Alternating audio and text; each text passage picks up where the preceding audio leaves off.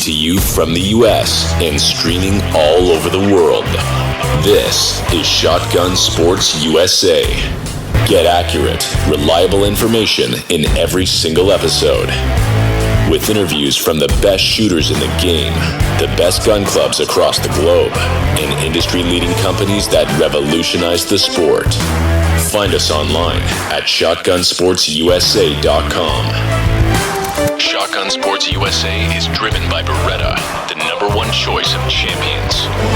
Also brought to you by Cole Gunsmithing, Rick Hemingway's Pragmatic Trap Sales, Castellani USA and Ultimate Shooting Accessories, Soundgear Phantom, Clay Target Vision, and Clay Shooter Supply. Welcome to the show. Better with Beretta. Pro tips from the #1 choice of champions. I'm Anthony Matarese Jr., professional shooter with Team Beretta. Interesting topic to talk about is, the history of Beretta and myself. I've shot a Beretta shotgun literally my entire life since I was a little kid. I started with a Beretta 303 and 12 gauge, and that was the semi-auto at the time, which is equivalent to the modern day A400.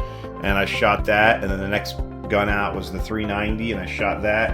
And after the 390, I shot the 391, and I shot that, and that spanned 18 years from the time I started competing at age 10, and shot that all the way till 2012, 2013, and moved into the DT11.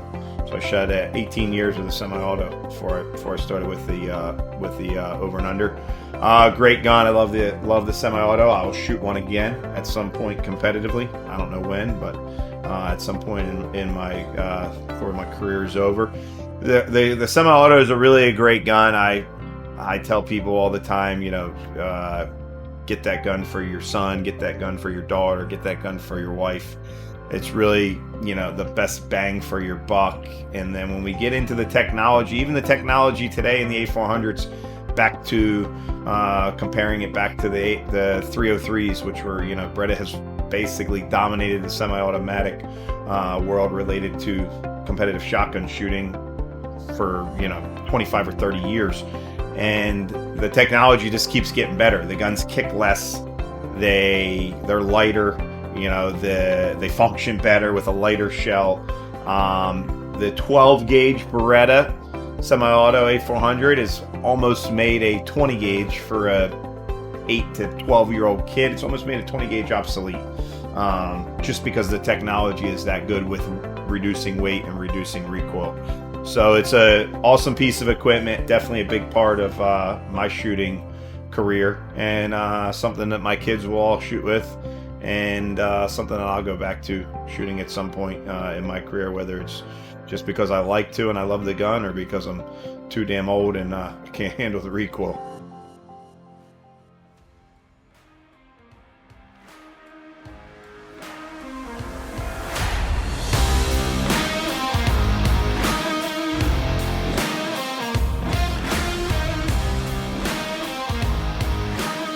In this episode, I have the now 4-time U.S. Open champion on with me. We talk about how his year has been up until the Open. We talk about his coaching. We talk a little bit about mindset and how to handle misses, and plenty more. Please welcome to the show, Wendell Cherry.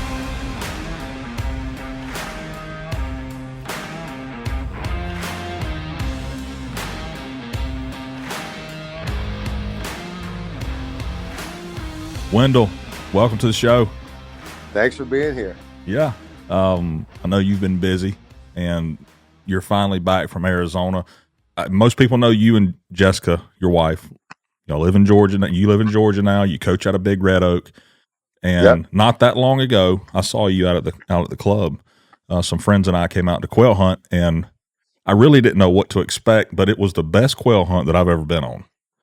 Well, I appreciate you saying that. I know you guys slammed them that day, and we got some great grounds out there. Our those fields and those woods. I think they're just awesome, and I'm just glad you guys had a great time there. Yeah, we had a really good time, and Big Mike, he was our guide. Everybody should know Big Mike. He sets a lot of targets. The kids Yeah, well, he's loved been it. doing it a long time. Yeah. Yeah. But we really appreciate you guys, the staff. They made it really easy and enjoyable. So I wanted to bring That's that awesome. up. If anybody Yeah. wants to go quail hunt, I'm telling you right now, that's the place to go for sure. Yeah. Yeah.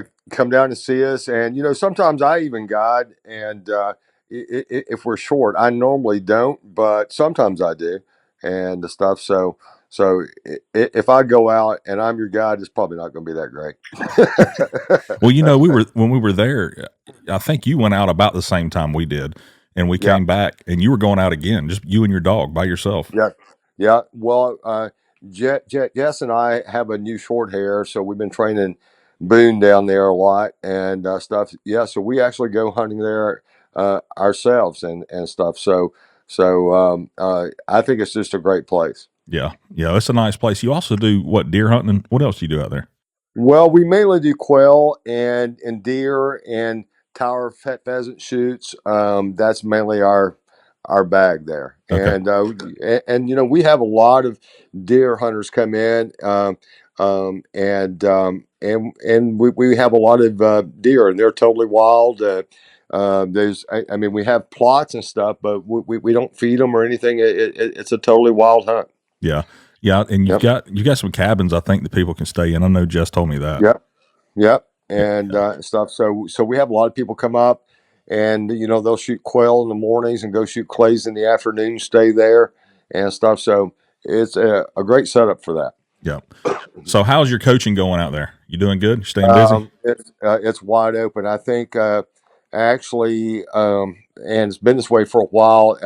I don't have the second half of my schedule made out, but everything's sold out till the start of July. Wow. Yeah. Was that like And so, every week that you're not shooting, you're coaching pretty much? yeah, almost every day. Yeah, yeah. Wow, that's crazy. I mean, for me to have a day off, I have to cancel work. Yeah. Yeah, You've been yeah. involved in. Speaking of that, you've been involved in coaching a lot. I mean, a lot of successful shooters out there right now. Do you have Yep. any heavy hitters coming up through the ranks that's worth talking about? I've got some young people coming up right now. Mentally, they're not there yet. Physically, they are. And it just takes a while to learn the game and learn how to control the head and all of that. I've got some young shooters coming up with that show a lot of promise. Uh, Physically, they're probably there. Mentally, not yet, and that's the slowest part of the game, and stuff. So I'm just kind of waiting up for their brains to catch up with their bodies. Well, yeah. You know. How do you Yeah. how do you get them mentally there when they're already physically there? How do you do that? I work on both at the same time. I'm probably with the mental side of it more subconsciously. I'm real aware of things I say, um, and kind of the way I prep them, and I'm planting seeds the whole time, and and I talk about all these different kinds of scenarios that they'll face, and way ahead of time, and a lot of it is. The first step is just controlling the thought after you drop a target, which most new shooters don't deal with that well because it's kind of sociably acceptable to think more on the darker side of things. Well, it's over. I'm done now. All those things, and just learning to control that very first thought that comes into the brain after the shot's taken. And so we start with that, and there's hundreds of those scenarios and stuff. So while I'm teaching you to shoot, I'm also teaching the other side of the game as well, and stuff. So, but it's a slow process, and the thing about it is most shooters only get to shoot maybe 10 or 12 tournaments a year, so that's not a lot of opportunity to actually learn that. That's why it takes so long. Yeah. And here's the thing about it is, we can go to practice, but practice is never going to feel like a match. And if you and I go out and shoot for $1,000, it still ain't going to feel like a match. And so you just have to be in the hoop a lot and exposed to that match pressure and the way that feels, and you slowly learn it. And the thing about it is, there's only one road to being great at something, and that means a lot of failure. And you know, um, That's the only way you can get there. So failure is part of the process, and learning to deal with that. Um, and and I don't think that really ever stops. It's just like the beginning of my year when I started in Florida. I really had the worst start I'd ever had in my career. And if I had gone down there and shot a pair of 94s on everything, I would have come back home. So, well, just had a bad run, but I didn't win anything. But I would have shot good enough to really not make me search out the cause and the effect of shooting. Well, what happened was I shot really bad, and it kind of shook me awake, and so it made me look deeper for the correct answers, made me work a little bit harder, and just kind of woke me up to improving my game. And I think that's the very reason why I just won the Open is because of the bad start in Florida. So those processes never really change, no matter how long you've been doing it, no matter what you've accomplished. Those processes stay in play forever. And if I'd gone to Florida, and I shot some 99s on stuff and stuff like that, but overall, for me, it was a really poor start, and it shook me up, and it made me go back and look at exactly what I'm thinking, how I'm preparing. And actually, it's way deeper than that I probably can't get into on the podcast, but really made me do a lot of soul searching, which made me seek out things to learn, and just made me go back to full scale work again, and that's exactly why I just won the Open. What was a few things that you were doing wrong? Probably the biggest thing was just being in a negative thought process. And if I go out and I'll drop a bit below, probably my sweet spot is if I'm under 97, I'm not liking anything, and then the tailspin would start, and and that was probably what was the main thing that would cause the tailspin early in the year. And I watched on TV. There's a show called Full Swing, and it's a show about pro golf, and Tiger's on there, and all the top players are on there, and it just follows them around and shows them with the sports psychologist and with their families and practice and stuff, and they're fighting exactly the same battles that the pro shooters do. I mean, it's verbatim, same issues, same everything, and it kind of showed me that, hey, we're all human and we're all fighting the same battles. And but it's just learning to be positive and not start in with a bunch of stinky thinking. Yeah. How many shells did you shoot before the season started, Wendell? Not much. Really? Maybe 1,000. What happened to you? Well, just didn't have time. I actually worked through the holidays, and then my mom had a stroke in January, and then we and so that kind of stopped it. Then I come back and it got really cold and raining, and just kind of one thing after the other. So never really got prepped for the season. Well, you normally shoot a lot more than that, right? Well, that's what they say, but but what they say and the truth is not always the same. Yeah. Normally before my first match, just through the years, I keep a journal and stuff. I'll shoot about 3,000 rounds. Yeah. Now you hear people say that they only practice a couple hundred birds before the season starts, and some of the good shooters say that. And then you're kind of I'd say you're on the other end of the spectrum. You shoot a pretty good bit. Do you feel this benefits you in a way? That's why you do that? Well, I think what it is, I have kind of a set thing that I go through as far as prep in the season, and once I get through all of my prep, I feel more confident because I've done the work. Does it make me better physically? No. But what it does is help my head. I feel like that I've done the work, so I'm more confident and more deserving. You know what I mean? Mm-hmm. And so it's like taking a test you've studied for. You might know all the answers, but if you study for it, you're going to feel more like you're going to do well than if you didn't. Yeah. Right. Yeah. Oh yeah. And so typically what I do is, the first thing I do is in the off season, I'll start on the skeet field, and I'll shoot a lot on the skeet field. And I'm not really trying to shoot for score or anything like that. It's just to get the gun moving, to try to get the eye speed up, and I just shoot a lot, not keeping score is not for that, and then. But I'll spend a lot of time on the skeet field, and then I go from that to the grid. And this year I gridded back from 20 to 100 yards, 10 in a row from both sides of the body. And then I go into going away practice where that's all eye speed and shot speed.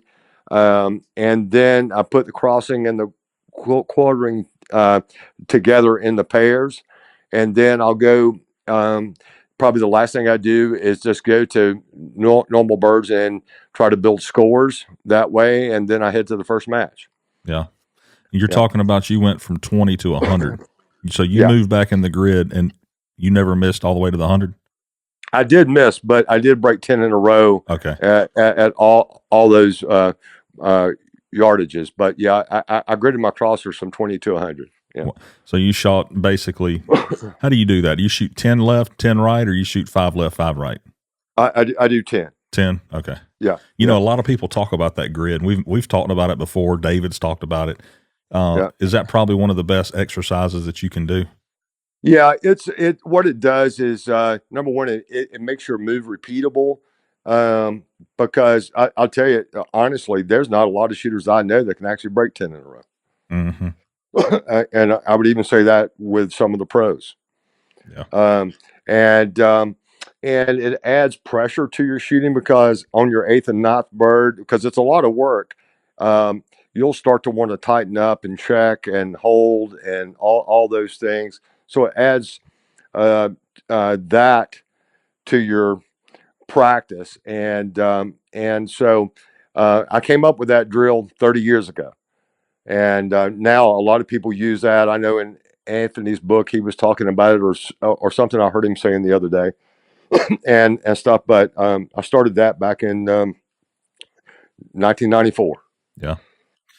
You know, I took a video of you, David, and Tom C. And I think David and Tom are probably your oldest students, I guess you would say, that have been successful. Yeah, well, Ashley Hayfley too. She was in that era. Okay. And she's not active anymore, but she won several world titles and national titles. And even before them was Jamie Riggs, who won the nationals in 2004, I think it was. And she'd only been shooting a couple of years, and she had won by 10 shots there by herself. She squatted by herself. Wow. Yeah. Yeah. But what I was going to say is that I got a video of you because I shot with all three of you, David and Tom, and it's amazing to watch how similar that you all are. I'm talking about from the time you're ready to the time you call pull and the movement, everything is the same. How do you get all these people to seem to do the same thing? Well, I just believe that there's a certain set of fundamental guidelines that have to be implemented. There's just certain basic rules that you can't, that's not optional. And so those rules kind of makes us all look alike. You know, at the Open Friday and Saturday, I shot with Joe and Todd. Yeah. Yeah. And then they changed us, our squatting on Sunday and stuff. So, but, it's just there's just certain rules that have to be in place, and if you use those rules, that's what you look like. That is, so what's the deal with the face and the gun? Now, I swear you could take a sheet of paper and slide it right between y'all's face and the gun. I don't understand your question now. What? All right, so everybody that shoots that you've helped, okay? Yep. Their face barely touches that stock. Yeah. Yeah. So explain that, because I've always been interested in that part of it. Well, I don't like a lot of cheek pressure. Skins is enough. when your head chases the stock down for a lot of cheek pressure, and some guys set their combs up high, and then they have to cheek hard to keep it from shooting high. And a lot of it just depends on your posture as well, and how your gun fits. But you're going to see the bird a lot better if you don't shoot with a lot of cheek pressure. Of course, the old gun club wives tales is wood to wood, but that statement really come from trap shooting, where if you did miss a target, is over the top, right? Yeah. And stuff. So that statement really comes from the trap game, not so much the sporting game. So if you're trying to see the bird and you cram that rib in the bottom half of your pupil, you're seeing as much bad as you are ball. Right. Right. Yep. And stuff. So I like to keep that lighter. I like the gun coming to the face instead of the face going to the gun, so the eyes don't roll up in the socket and stress the ocular tendon on the side of the eyes, and you're losing probably a half a second of eye speed, which is an hour in this game. Yeah. And so just mainly because, number one, it doesn't hurt, and number two, the most important is you to see the target better and faster. Yeah. Yeah. Well, it seems to work. I mean, you got Todd, like you said, Todd. I think you helped Joe, David, and Tom, and you got Griffin Howe, and I mean, just Yeah. And then then you move to the girls, you got Ashley Little, and Yep. I mean, Madison Sharp is doing well right now. Yep, Madison. Yeah, she's she's had a good start. She won over there in Dubai, and I guess that's where they were. Yeah, Fujairah. And then one right after that when she got here. Did she win Jack Links, or I don't know? I'd have to go back. I can't remember. But something in Florida she won.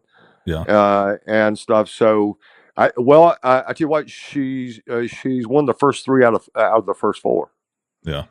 Yeah. Yeah. She knows how to do it. That's for sure. Yeah. So you're talking about the Jack Link. So you went and shot RC Cup, Caribbean Classic, Jack Links. I don't know. You might have shot something in between that and the Open, but who cares? You get out to Arizona and you win your 4th U.S. Open. Yep. And that was awesome. And it was it was just very satisfying. And for me, it wasn't really about the U.S. Open or a trophy. It was much more than that. For me, it was, for the last few years, life has been testing me pretty dang good, and it was really about coming back from just a lot of stuff thrown out at me that life throws at everybody, right? And so that's really what it was about for me. It wasn't really about the trophy. It was about just saying you didn't beat me, right? And so that's what it was really about for me.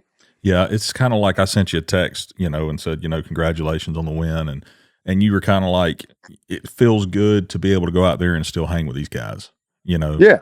I mean, it's got to, and this is going to get brought up is when somebody says to you, hey, you're a 4-time U.S. Open champion. I mean, what does that mean to you? Well, it's well, I mean, it solidifies your place in history. Yeah, for sure. And that's a huge thing. And I'm a big historian, and I know a lot about shooting going way back to late 1800s and stuff. And so to slowly work your way into that crowd means everything to me, right? Oh yeah, and stuff. And I think, I think part of the battle too, not only the stuff that life threw at me was, of course, my age is brought up all the time, and I just want to say, well, how old would you be if you didn't know how old you were? Yeah. Right. Yeah.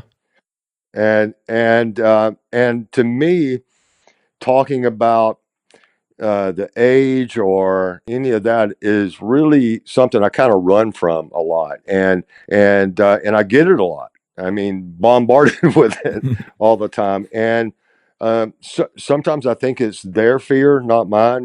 Yeah. But at worst, I see it as a really a less than positive thought, and so what it really says is I don't believe. Yeah. And, Muhammad Ali said, if I can conceive it and I believe it, I can achieve it. And I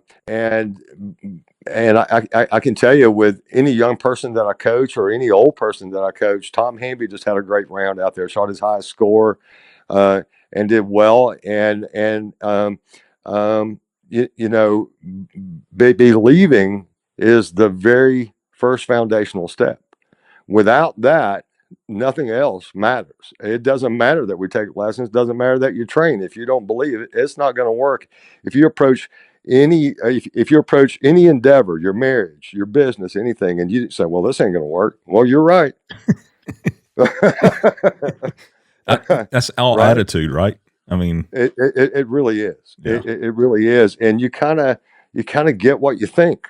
yeah, You yeah. know, and so I'm real big into that. And you were asking me how that I work on the mental game with the young people. Well, that's part of it. I mean, that's just a drop in the bucket, but that you kind of get what you think. Yeah. And you know, here's the thing about it is I've got a young shooter that nobody knows about yet, but he's coming up from my home state. And he gets mad when he misses. And then when he misses, he misses a lot, right? Up until then, he looked awesome, right? And the thing about it is when you have a negative thought, it reduces your ability, depending on your wiring, 40 to 70%.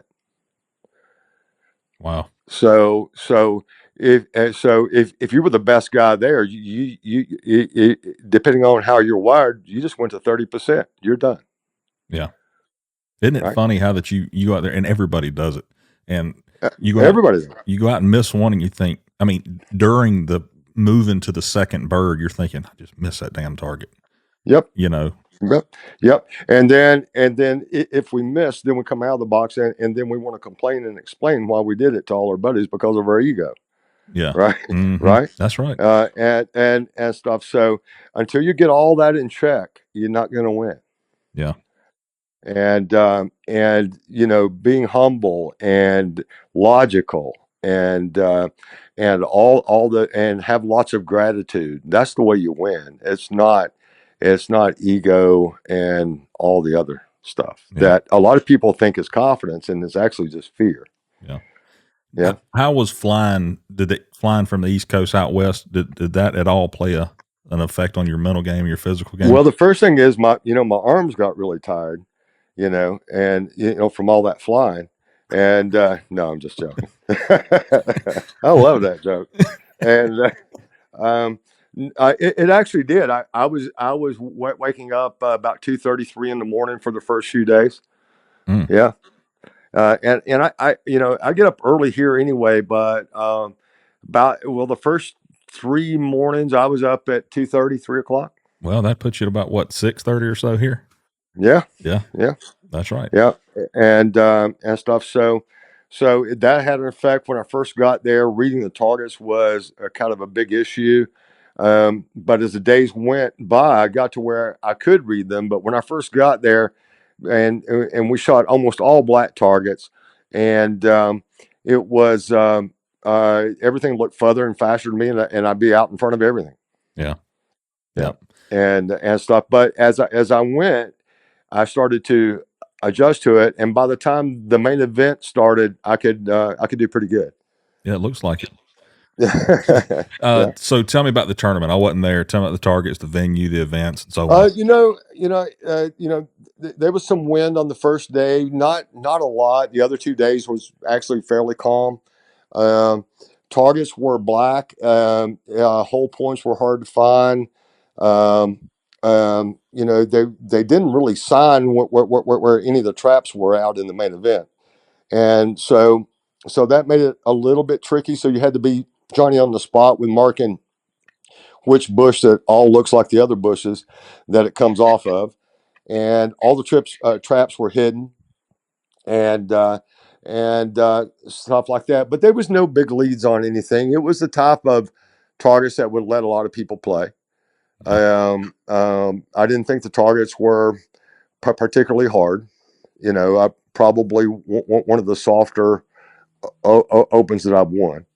But being in the desert and the background different and just the way things looked, I think that made it harder than actually how the targets were set. Yeah.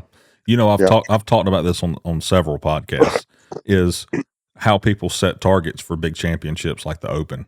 Do you prefer the targets to be softer so that everybody has fun, or do you prefer them to be a little hard where it kind of weeds out all the people at the top? Well, if I'm a shooter, I want them to be really hard, right? If I'm having to shoot at Big Red Oak, I want them to be softer because I want them to come to my club. Yeah, right? yeah, Right, yeah. right, and stuff. So, but I feel like if they throw big targets, I feel like it kind of swings to my side a little bit because I feel like that's probably what I'm better at. And a lot of that's just due to the way way I shoot. Um, Guys who work off the bird more are going to have more of a problem with that. And I will say Sunday's targets were a little bit bigger than the other two courses. So the blue course had a little bit more lead, and certain styles didn't hold up in that. Yeah, yeah. Yeah. What did you think about Super Squad? They started that in Nationals. I think it's the only way to do it. I think it's the best thing we've ever done. I think it's the only way to do it. I wish we could figure out that every class could do it that way and not just favor us top guys. But it is awesome. It's the best thing we've ever done.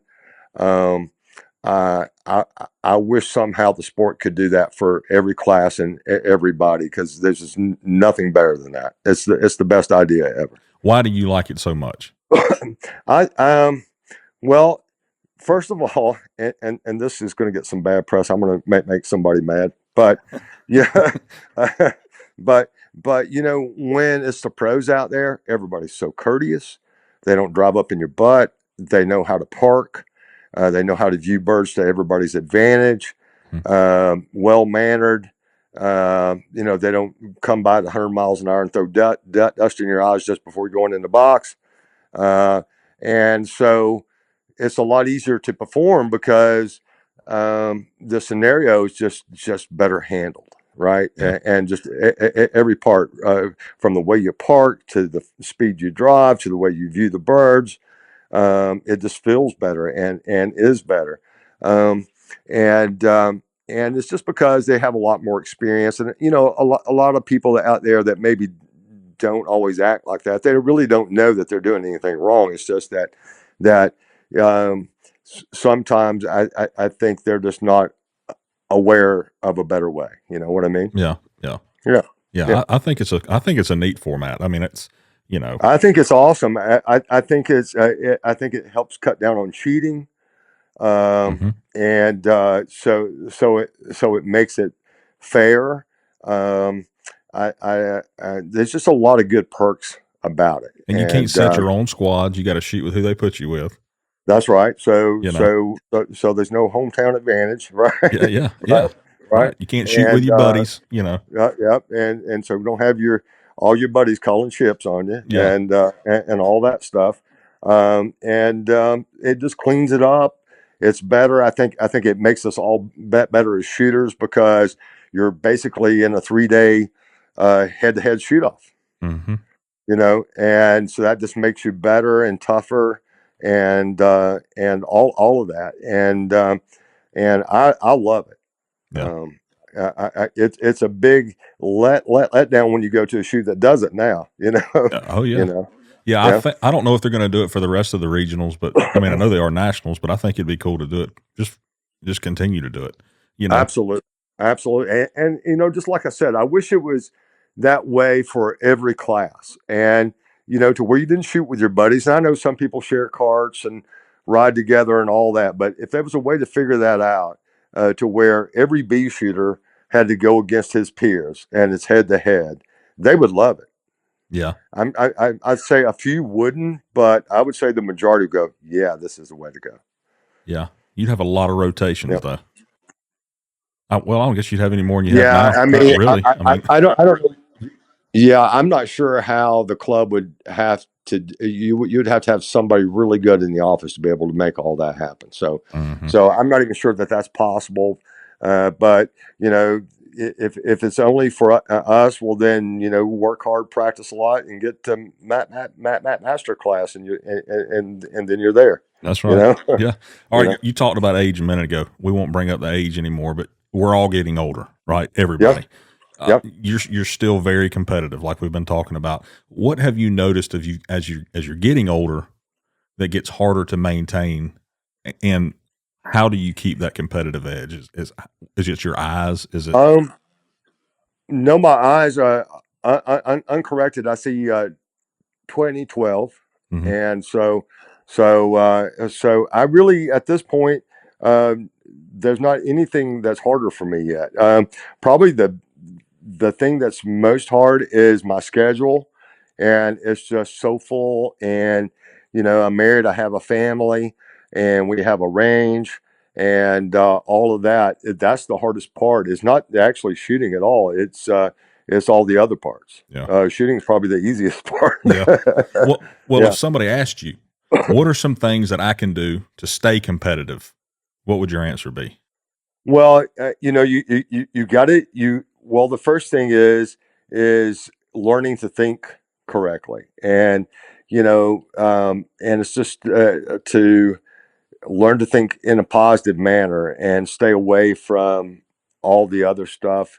Staying in good shape, so your stamina is good, um, and that type of thing. And here's the thing about it is, certain styles are going to play a lot longer than others. If your style of shooting is built off of a corrective approach, then yeah, those reflexes that you had at 20, you're not going to have at 35. Hmm. And so that's when your age will start to show. But if you shoot correctly, and you have the right technique, it allows you to play for a much longer time. Because you're not reacting to anything, you're controlling every shot, and so there's no reaction in the way I shoot. So it allows me, and as time goes by, you'll see that my students are going to play for a very long time. Yeah. And if you're a swing through shooter, a pull away shooter, where everything is reactive and corrective, your career is going to be shorter.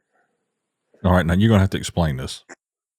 Well, it's like if you start late and then you get quick because of the late start, and then you got to fix that.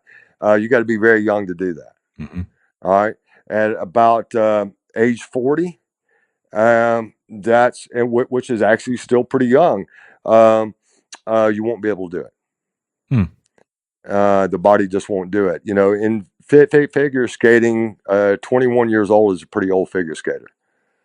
And it's just because the body quits being able to fix it. Right. And you're still very young, but not young enough. And so that's that in shooting. If a pull away style, swing through style is really just correction, right? You started behind the bird or on the bird, you're in the wrong place. Now you got to fix it. Well, if you're going to do that, you got to be pretty young to do it. All right. So tell me how you do it. Well, I don't ever start on the bird. I don't ever swing through it. I don't ever pull away from anything. So I start the gun as the target starts, and so it's always in time. I'm never late on a start. I don't ever have to fix anything.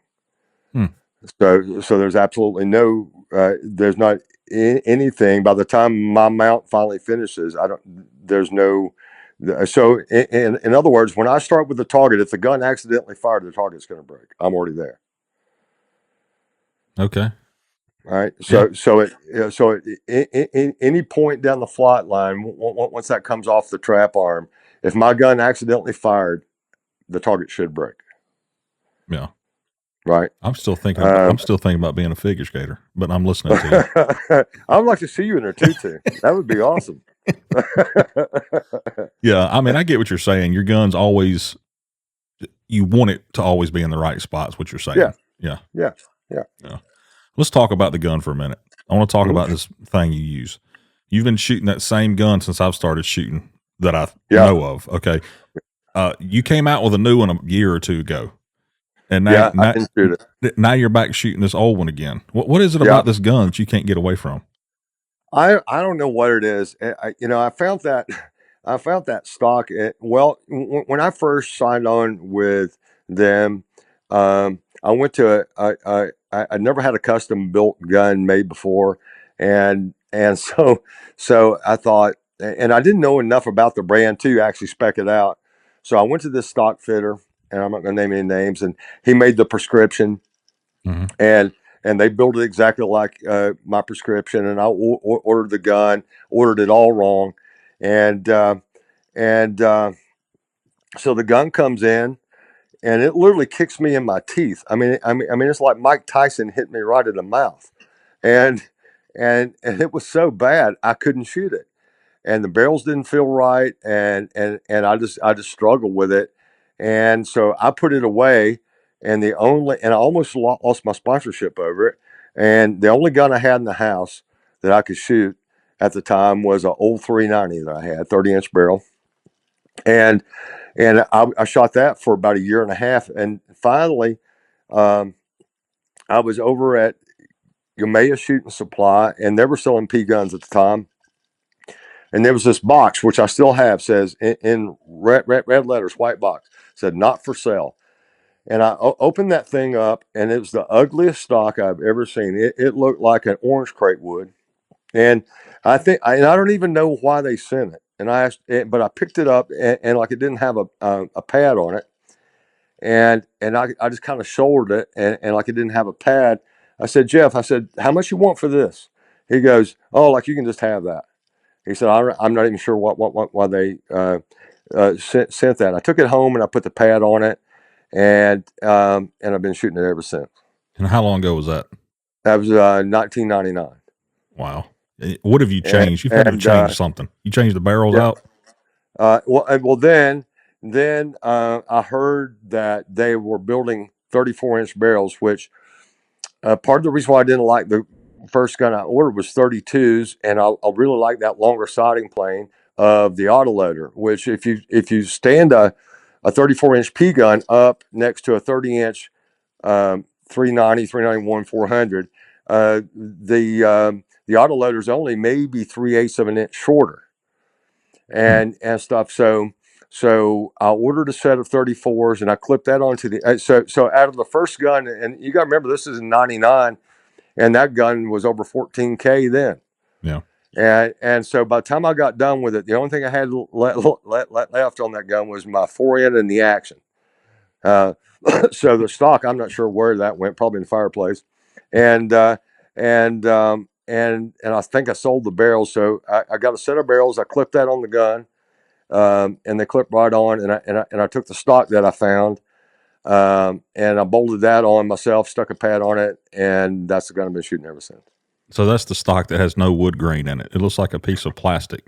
It looks like Willie Nelson's old Martin. That's the way it looks. Look, my face is rubbed on the stock so much it's beveled. Really? I've never seen a stock worn that much, and I've had every stock maker try to build me stocks and stuff, and I just that's the one I shoot. They probably. Do you think that someone could build it exactly like that? No. Yeah. I've tried. All my friends said, "Man, you got to have that rebuilt because it's going to break one day." And I thought, well, if it hadn't broke by now, it's probably not going to. Yeah, that's crazy. You still playing the guitar a lot, or you have time for that? I haven't been lately, but as a general rule, I play about every day. Yeah. Really? Still playing Martins? Yeah. Oh yeah. Yeah. Well, that's cool. So Big Red Oak is hosting the Southeast Regional this year. Yeah. You plan on setting anything, being a part of it, or you just going to go out there and win it? Well, I'm not going to shoot anything. That's we better stay away from that. No, I'm going to set something. I'm not sure what they'll allow me to set. Maybe a watch. I don't know. But I'm gonna set some FTAS probably, and maybe a prelim. And we're gonna have about 4 setters there. And stuff, but I'm gonna set some of the stuff. Yeah. Well, that'll be good. The U.S. Open this year is another notch on your belt. I know there's some other things you want to win. What's next on your list? Just any shoot I go to. I don't really try to build one shoot up any bit bigger than the other. Although I will say, I do think that I shoot when it actually comes to the bigger shoots. I shoot better, and like at the World, it's in the super final there, and I did well in the shoot off there. The Opens, those type of shoots. My game comes up a little. They just feel. I feel a little bit more on than going to this same old shoot. Maybe a little flatter there. So the bigger shoots is really is the most important to me, and I feel like I bring a little bit better game at those. And it's not really anything I'm consciously trying to do. It's just that's kind of what happens. Yeah.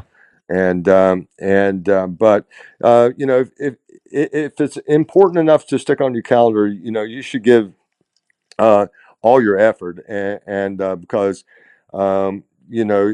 if you can win a shoot and you get that confidence and your momentum going, then that helps you win others. That's right. Yeah. Well, Wendell, congratulations on winning that. I was excited for you, and Thank you. I'll be. I know you're not done. That's a fact. So, I guess I'll probably see you out at the regional, if not some of these other shoots. But yeah, absolutely. I appreciate you coming on and talking with us, and we'll see you here shortly. All right. Thank you. All right. We'll see you, man. Thanks for listening. For more episodes, go to our website, shotgunsportsusa.com. And don't forget to follow us on Instagram and Facebook.